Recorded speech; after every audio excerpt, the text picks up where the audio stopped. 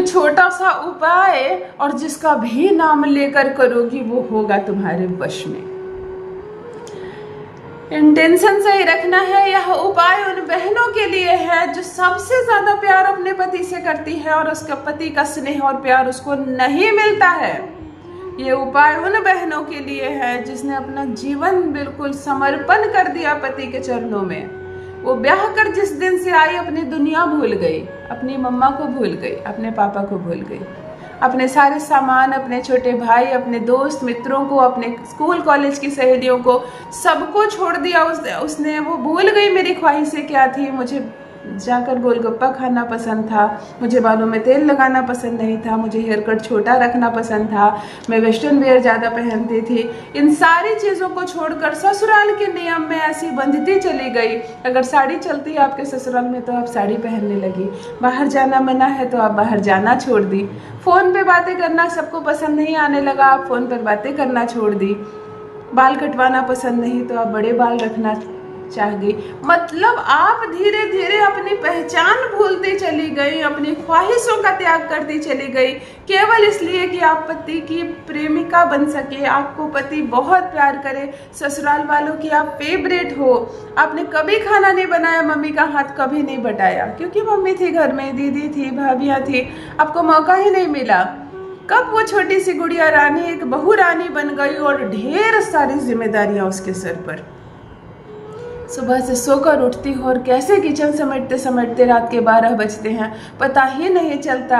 तुमने अपने बाल तक संवारे या नहीं इतना भी होश नहीं होता है। काम पर काम करती हो और फिर भी सबकी जुबान पर सिर्फ तुम्हारे लिए मोटे मोटे से शिकायत। कोई कभी तुम्हारे मायके के बारे में नहीं पूछता है, कोई तुम्हारी ख्वाहिशों के बारे में नहीं पूछता है। और चलो कोई ना पूछे कोई बात नहीं, कोई ना पूछे कोई बात नहीं, पति जब नहीं पूछता है तब तकलीफ होती है जब पति नहीं पूछता है कि तुम्हारे लिए मैंने इतना कुछ मैं कर रही हूँ, तुम्हारे लिए मैं इतना कुछ कर रही हूँ और तुम्हें नहीं पड़ी। वो हर लड़की दुखी रहती है जिसका पति उससे प्रेम नहीं करता, उसको नहीं पूछता है। वो हर लड़की चिंतित रहती है, वहीं चाहे ससुराल कितना भी कट्टर मिला हो, सास कैसे भी मिली हो। सास को झगड़ालू क्यों कहा जाता है? सास उस जमाने की औरत है, उसने भी 35 साल से 40 साल से गृहस्थी को संवारा, अपने बेटे को बड़ा किया। तुम कलाई हो, तुम्हारी जुबान अलग है, तुम्हारी शिक्षा संस्कार अलग है। हो सकता है तुम में और उस स्त्री में तालमेल नहीं बैठ पा रहा हो। चमत्कार नहीं हो जाएगा ना शादी के बाद, तुरंत से तालमेल थोड़े बैठ जाएगा। तो ये कारण होता है सास और बहू में बहस की, और ये कोई बहुत बड़ी बात नहीं है।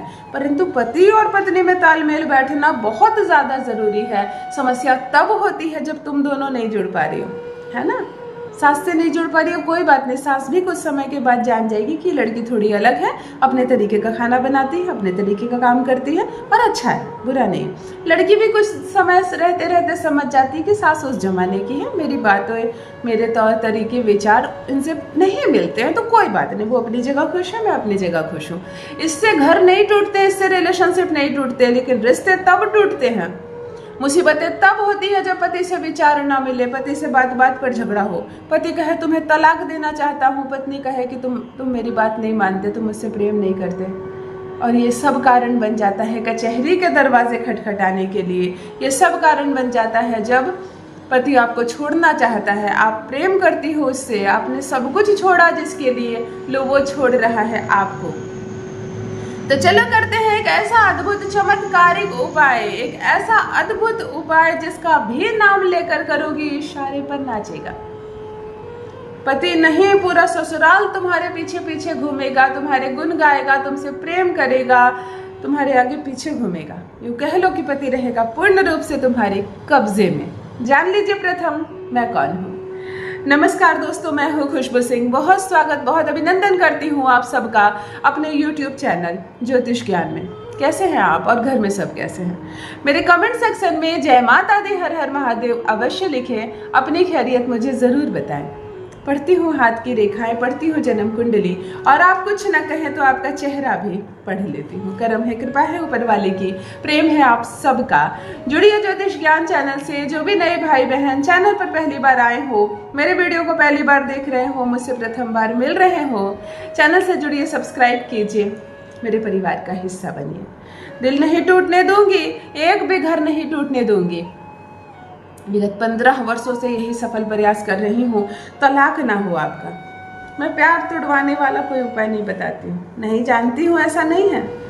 ब्रेकअप करवाने के, किसी के पति को छीन लो, किसी के बॉयफ्रेंड को छीनकर अपना बना लो, बहुत उपाय होते हैं अनगिनत। हम लोग जब ये सीखते हैं तो बहुत कुछ सीखते हैं, लेकिन ज़रूरी नहीं आपने जितना कुछ सीखा है सब सामने वाले को सिखाए, बिल्कुल नहीं। मैं अपने चैनल पर, मैं इस प्लेटफॉर्म पर केवल रिश्तों को जोड़ने वाला, घर को जोड़ने वाला, अपने पति से प्रेम करती हूँ ना, उसको करते हैं मुट्ठी में, दूसरे के पति पर नहीं।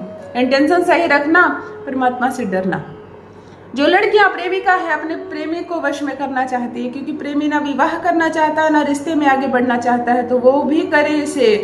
प्रेमी ससुर तुम्हारे घर आएगा और डोली बारात लेकर तुमको लेकर जाएगा। ध्यान से सुने क्या करना। एक भोजपत्र ले आना, बुधवार के दिन ये प्रयोग करो, अच्छा रिलेशनशिप बहुत अच्छा होगा। थोड़ा सा शहद ले लेना, रोली और हल्दी मिलाकर पेस्ट बना लेना, थोड़ा सा एक पतला सा पॉलिथीन जैसा रख लेना, कुछ प्लास्टिक जैसा अपने बगल में। एक लोटा जल ले लेना और घी का एक दिया जला देना। माता की आराधना करनी इसलिए मंदिर में करना। स्वच्छता का बहुत ध्यान रखना, पीरियड्स में बिल्कुल नहीं करना है। मांग में सिंदूर भरना, लड़कियां जो होंगी सिंदूर का तिलक ले लेंगी, कुंवारी लड़कियां जो होंगी सिंदूर का तिलक, रंगीन सुंदर कपड़े पहनना, रंगीन आकर्षक कपड़े पहनोगी ना, शुक्र बहुत मजबूत रहेगा। पूजा स्थान पर बैठ जाना, सरलता से माँ को नमन करना, देवी माँ को, माँ आदिशक्ति दुर्गा भवानी को नमन करना, उससे अपना सुहाग मांगना, अपनी सारी समस्याएं बोलना, सारी बातों को याद करना, स्मरण करना और थोड़ी देर वहां बैठना शांति से। जल थोड़ा सा जो लिया है उससे अपने चारों ओर घेरा करना, अपने ऊपर छींट लेना। रोली और हल्दी की जो तुमने पेस्ट बनाया है, इस भोजपत्र पर प्रथम अपना नाम लिखना, बीच में पार्टनर का नाम लिखना और फिर अपना नाम लिखना। थोड़ा सूखने देना। जब ये सूख जाए तो थोड़ा सा शहद पूरा उस पर डालकर पूरा मल देना। भोजपत्र ये जो पूरा शहद डालकर मल देना। भोजपत्र को ऐसे फोल्ड कर देना और कलावे से बांध देना। कम से कम 7 बार लपेटना कलावा और 7 गांठ दे देना। माँ आदिशक्ति दुर्गा भवानी को नमन करना और कहना कि मेरे बंधन बहुत विश्वास का हो जाए, वो मुझसे प्रेम करे, हम दोनों का साथ हमेशा बना रहे, वो मुझसे प्यार करे, मेरी मुट्ठी में रहे, मेरी बात माने और हम दोनों का संबंध दिन प्रतिदिन निखरता चला जाए, ये रिश्ता कभी ना टूटे। जो विवाहित नहीं है वो अपने विवाह की बात मानेंगे। लेकिन मानो क्या किया है तुमने, प्लास्टिक में इस भोजपत्र को डालकर 21 दिनों तक इसी पूजा रूम में इसको रख देना। घी का दिया जो तुमने जलाया माता के सामने जला देना, रख देना। और 1 लोटा जल जो रखा था इसको भी अभी मत उठाना और रख देना माता के सामने। संध्या के समय, गोधूली बेला के समय करो ना, ये प्रयोग बहुत अच्छा है। 21 डे तक लगातार रोज यहाँ एक दिया जलाना जहाँ ये भोजपत्र तुम रखी हो और माँ के सामने सिंदूर भी देना माँ को। 21 दिनों के बाद 22वें दिन इस भोजपत्र को ले जाकर जल में विसर्जित कर देना। दिया की बात नहीं है, दिया खत्म हो जाए तो मन हो तो आगे दिन भी माता के आगे दिया लगाते रहना, लेकिन इस भोजपत्र पर जिसमें तुम दोनों का नाम लिखा है, शहद लगा हुआ है, 21 दिन के बाद जल में विसर्जित होगा। फिर देखो कैसे मिठास बढ़ती है तुम दोनों के बीच। हर एक बात मानेगा तुम्हारी, पीछे पीछे घूमेगा तुम्हारे। अवश्य करें, अपना अनुभव मेरे साथ भी अवश्य साझा करें। रखिए अपना ख्याल, रखिए अपनों का ख्याल। बहुत बहुत धन्यवाद।